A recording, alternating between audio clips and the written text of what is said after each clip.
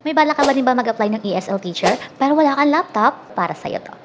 Hi! My name is Jesna and I am ESL teacher dito kay Palfesh. Bakit nga ba kay Palfesh? Kanang-una, sobrang dali lang dito kay Palfesh makapag-apply. Pwede ka mag-apply ng paulit-ulit hanggang makapasa ka. Ito yung mga kailangan mo kay Palfesh bago ka makapag-apply. Kailangan meron kang headset na noise cancellation, cellphone. Kung may cellphone ka, pasok ka na. Basta, kayang-kaya mag-run, kayang-kaya i-run ng cellphone mo yung app kay Palfesh. So kung may mga application ka dyan na mga basura, itapon mo na yan. Hindi nila nire-require yung laptop. Yung laptop is pang ano lang yun, pang backup lang yun. Kasi may mga filter po tayong ginagamit na hindi po gumagana kay laptop. Kaya cellphone talaga ang kailangan kay Palfesh.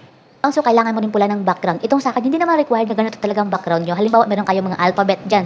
Halimbawa, may mga kapatid kayo dati na nag-alphabet, na basa-basa ng mga alphabet, numbers. Pwede mo na yung gamitin. Basta nakikita yung may logo kayo ni Palfesh. Basta lagyan nyo po ng logo ni Palfesh. Yung anyong ano. Hindi naman required agad-agad na mag-ano ka talaga ng ganitong tarpaulin. Tsaka, kahit maliit lang, kahit ganito lang kalaki, basta kitang-kita yung kahit dito mo ilagay yung logo ni Palfesh, basta ilagay mo yung, basta nakikita yung logo ni Palfesh.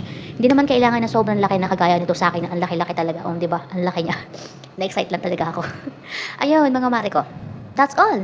Yun lang kailangan mo kay Palfesh. Hindi na kailangan ng kung ano-ano pang mga anik-anik. Cellphone, internet connection din pala, nakalimutan ko. Yun. Basta may internet connection ka, wifi man yan or mobile data, basta maayos ang internet connection mo, pasok ka dito.